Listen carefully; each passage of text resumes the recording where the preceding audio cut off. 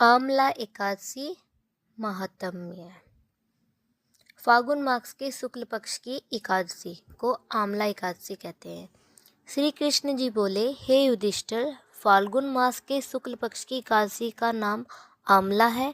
एक समय वशिष्ठ मुनि से राजा माधंता ने पूछा, समस्त पापों का नाश करने वाले कौन सा व्रत है?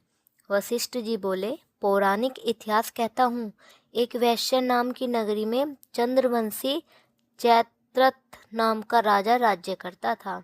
वह बड़ा धर्मात्मा था, प्रजा भी उसकी वैष्णव थी। बालक से लेकर वृद्ध तक एकादशी व्रत किया करते थे। जब फागुन माह के शुक्ल पक्ष की एकादशी आई तो नगर निवासियों ने रात्रि को जागरण किया, मंदिर में कथा कीर्तन करने लगे। एक बेहलिया जो कि जीव हिंसा से उदर पालन करता था, मंदिर के कोने में जा बैठा। आज वह शिकारी घर से रूठ चुका था, दिन भर खाया पिया कुछ भी न था। रात्रि को दिल बहलाने के लिए मंदिर के कोने में जाकर छुप बैठा। वहाँ विष्णु भगवान की कथा तथा एकादशी व्रत का महात्म्य सुना।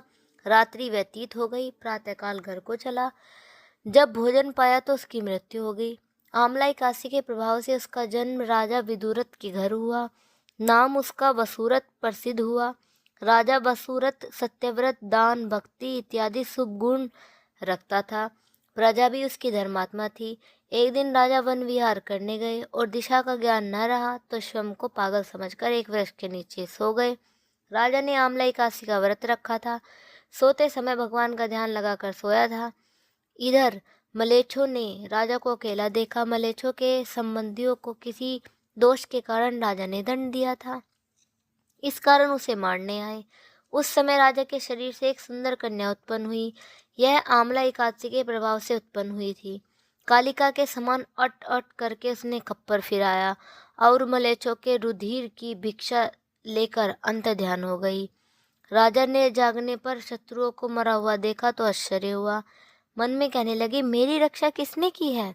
तभी आकाशवाणी हुई, आमला एकादशी के प्रभाव से तेरी रक्षा स्वयं विष्णु भगवान ने की है। यह कथा ब्रह्मांड पुराण में वर्णित है। इस व्रत में फलाहार करें। इसमें आंवले का सागार लिया जाता है। आंवले से बने पदार्थ दूध, आलू, फल आदि भी ले सकते हैं। जय हो विष्णु भगवान की जय।